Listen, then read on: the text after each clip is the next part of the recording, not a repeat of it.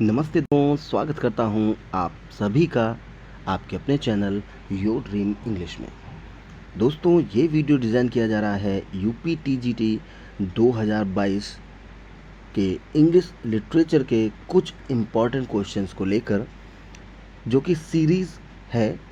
और ये सीरीज़ है 1500 क्वेश्चंस की सीरीज़ है। इसके तहत हम लोग डेली यहाँ पर वीडियो डिज़ाइन करेंगे और आपको बहुत मोस्ट इम्पॉर्टेंट क्वेश्चंस मिलने वाले हैं विद एक्सप्लेनेशन, और सब कुछ उसमें डीपली बताया जाएगा। तो चलिए स्टार्ट करते हैं। पहला क्वेश्चन है कि क्लोसेट ड्रामा क्या होता है। क्लोसेट ड्रामा क्या होता है? तो आपको बता दें, क्लोसेट ड्रामा अगर हम ऑप्शन दें तो इसमें बहुत सारे ऑप्शन आएंगे, लेकिन मैं आपको मिसलीड बिल्कुल नहीं करूँगा। सीधा मुद्दे की बात करते हैं। क्लोसेट ड्रामा, वैसे तो ड्रामा जो होते हैं वो सभी स्टेज पे परफॉर्म किए जाते हैं एक्टर्स के द्वारा, उनको प्ले भी कहते हैं। लेकिन ये जो क्लोसेट ड्रामा होता है ये पढ़ने के लिए होता है। किसके लिए होता है? पढ़ने के लिए। तो इसका आंसर रहेगा ड्रामा टू बी रीड।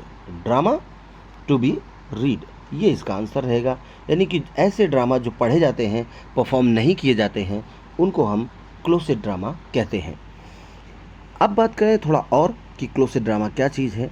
तो closet drama is the drama to be read, a literary genre that is not intended to be performed on stage. ये एक ऐसा ड्रामा होता है जिसे स्टेज पे परफॉर्म नहीं किया जाना होता है, but read by solitary reader. अकेले कोई पाठक बैठता है और उसको पढ़ता है, और sometimes allowed in a small group, या फिर कुछ लोगों का छोटा सा एक ग्रुप होता है, उनके सामने कोई भी रीडर होता है जो उस ड्रामे को पढ़ता है, लेकिन परफॉर्म नहीं किया जाता है, यानी वो सुनाता है।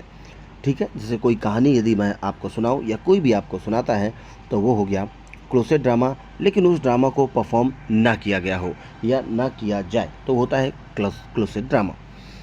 अब बात करें यहाँ पे, जॉन मिल्टन का एक क्लोसेट ड्रामा है जो कि बहुत फेमस है। जॉन मिल्टन, जिनका जन्म 9 दिसंबर 1608 ईस्वी में हुआ था, उन्होंने एक ड्रामा लिखा था और उस ड्रामे का नाम था सैमसन क्लोसेट ड्रामा। कौन सा drama? Closet drama, Samson agonist. ठीक है, ये ड्रामा लिखा था सैमसन एगोनिस्ट, और इस ड्रामे को इन्होंने लिखा था 1671 ईस्वी में। और जॉन मिल्टन ने 1671 ईस्वी में ही लिखा था इस ड्रामे के बाद पैराडाइज रीगेंड। और पैराडाइज रीगेंड के बारे में भी एक क्वेश्चन पूछा जाता है कि उससे तो बहुत सारे क्वेश्चंस बनते हैं, लेकिन अब यहाँ पर आई बात 1671 की, तो आपको बताते चलें। Paradise Regained written by John Milton, ये एक एपिक है, और इससे जॉन मिल्टन का अंतिम वर्क कहा जाता है, यानी कि ये इनका अंतिम वर्क था। क्या? Paradise regained. ठीक है बात। इसके बाद इन्होंने कुछ नहीं लिखा। तो सैमसन एगोनिस्ट की बात करें अगर, तो ये क्लोसेट ड्रामा है। वहीं एक राइटर हैं थॉमस हार्डी। कौन है? Thomas Hardy. थॉमस हार्डी का एक ड्रामा है जिसका नाम है द डाइनेस्ट। क्या नाम है? द डाइनेस्ट, याद रखिएगा, दोनों ही बहुत पूछे जाते हैं। और इसे 3 पार्ट्स में लिखा गया था, 3 पार्ट्स में लिखा गया था, और 1903 से 1908 ईस्वी के बीच में। ठीक है, तैयार करने में इसको समय लगा था इतना। तो ये 2 क्लोसेट ड्रामा के मैंने आपको एग्जांपल दिए। उम्मीद है ये क्वेश्चन आपको अच्छे से समझ में आ गया। अब नेक्स्ट क्वेश्चन की हम बात करने जा रहे हैं कि who is the author of Robinson. देखिएगा, रॉबिन्सन कई बारी पूछा गया ये क्वेश्चन है। Robinson Crusoe, CRUSOE। Robinson Crusoe के राइटर कौन है? तो इनको बता दें कि इसके राइटर हैं डेनियल डिफो। डेनियल डिफो इसके राइटर हैं। अब इनके बारे में कुछ डिटेल और जानकारी दे देते हैं। Robinson Crusoe is written by Daniel Defoe, बता दिया। This is a novel published on 25 April 1719, यानी ये नॉवेल 25 अप्रैल 1719 ईस्वी में लिखी गई थी। The first edition, the works protagonist Robinson Crusoe is the author leading many readers to believe he was a real person and the book a travelogue. This novel is written in the genre of novel. अब ये novel के अंदाज में ही लिखी गई है क्योंकि novel है। पोइट्री, हिस्टोरिकल और एडवेंचरस फिक्शन, इसमें कविता का भी संग्रह है, ऐतिहासिक तथ्य भी देखने मिलते हैं और एडवेंचर्स भी है और ये फिक्सन है। फिक्सन मीन्स होता है पूरी बेस्ड ऑन कल्पना। वैसे आपको बता दें फिक्सन नॉन फिक्सन दो रूप में आप प्रोज लिखी जाती है। जैसे पोएम की बात करें तो नरेटिव और नॉन नरेटिव पोएम्स होती हैं। तो जो फिक्सन होता है वो कल्पना पे आधारित होता है, यानी वास्तविकता से इसका कोई लेना देना नहीं होता है। वहीं जो नॉन फिक्सन वर्क होते हैं जैसे एसे, बायोग्राफी, ऑटोबायोग्राफी, वो वास्तविकता पर आधारित होते हैं। तो इससे भी क्वेश्चंस बनते हैं। तो नॉवेल हमेशा फिक्सन ही होते हैं, ये ध्यान रखिएगा। It is considered as a beginning of realistic fiction as a literary genre. ये भी कहा जाता है कि ये एक शुरुआत थी वास्तविक कल्पना की लिटरेरी जेनर के अंदर, लिटरेरी यानी अंग्रेजी साहित्य के अंदर। चलिए नेक्स्ट वर्क की तरफ चलते हैं, यानी नेक्स्ट क्वेश्चन की तरफ चलते हैं।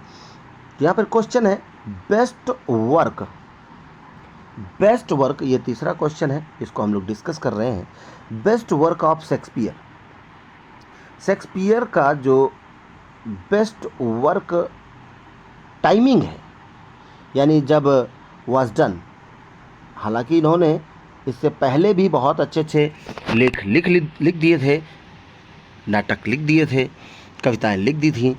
तो आपको बता दें कि विलियम शेक्सपियर का जो बेस्ट वर्क आया वो ये कहा जाता है कि 1603 आफ्टर लगाएंगे इसमें, आफ्टर 1603 ईस्वी। हालांकि इनकी मृत्यु 1616 ईस्वी में हो गई थी।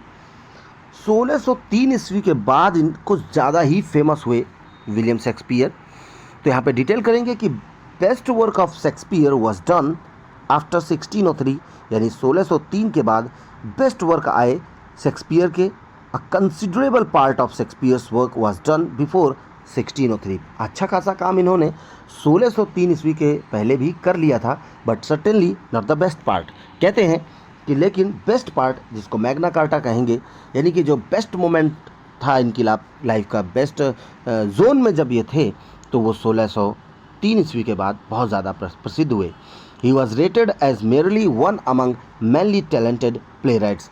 1603 ईस्वी के पहले जो भी बहुत सारे मुख्य जो नाटककार थे उन्हीं के साथ इनका नाम लिया जाता था, कवियों के साथ नाम लिया जाता था। But the late 17th century has been considered the age of supreme playwright and poet of the English language। लेकिन 17वीं शताब्दी के अंत तक ऐसा हुआ कि ये उस सदी के सबसे बड़े नाटककार और कवि अंग्रेजी भाषा के रूप में निखर कर उभर कर सामने आए। तो चलिए हम नेक्स्ट क्वेश्चन की बात करेंगे, जो कि चौथा क्वेश्चन है यहाँ पर हमारे पास डिस्कस करने के लिए। Venus and Adonis. Venus and Adonis by Shakespeare was written in stanza of.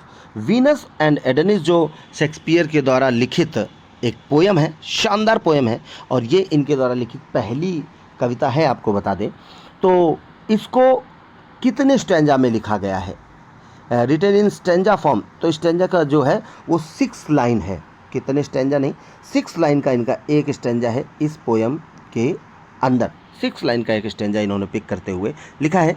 आइए कुछ डीप बातें और करें। जैसे हमने कहा कि Venus and Adonis William Shakespeare के द्वारा रचित पहली कविता है। तो पहला नाटक कौन सा है, पहली ट्रेजेडी कौन सी है, पहली कॉमेडी कौन सी है, ये सारी बातों को मैं आपको बताता हूँ। तो आइए बात करते हैं। पोयम तो पहली आप जान गए कौन सी है विलियम शेक्सपियर की, वीनस एंड एडोनिस। इनकी जो पहली कॉमेडी है ना विलियम शेक्सपियर की, उस कॉमेडी का नाम है द कॉमेडी ऑफ एरर। क्या नाम है? Comedy of error. ये इनकी पहली कॉमेडी है। इससे भी क्वेश्चन बनते हैं कि पहला वर्क विलियम शेक्सपियर का, अब बता देंगे कि कॉमेडी कौन सी है, ट्रेजेडी कौन सी है। तो कॉमेडी ऑफ एरर इनकी पहली कॉमेडी है। देन अब बात करें ट्रेजेडी, तो ट्रेजिडी टिटस एंड्रोनिकस।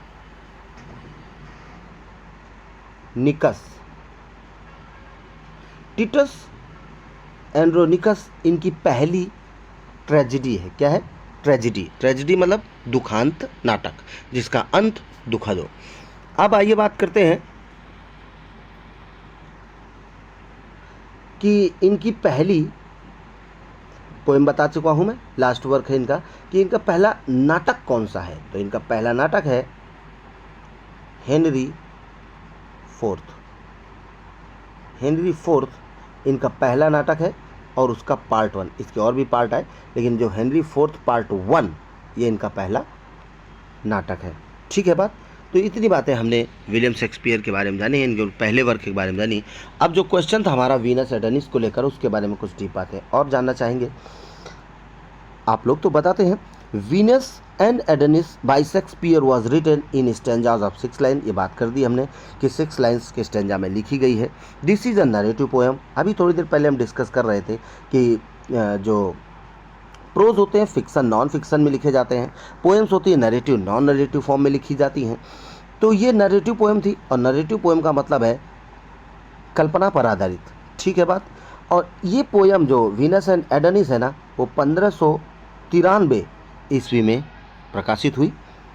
इसके बाद the poem is pastoral poem है। Erotic and comic and tragic, ये सारी चीज़ें इसमें विद्यमान है। ये सारी रूप आपको देखने मिलेंगे। और इसके बाद बात करें written in 6 line iambic pentameter rhyming ABA। अब इसकी जो 6 लाइन्स का स्टेंजा है, उसका जो राइमिंग स्कीम है वो क्या है?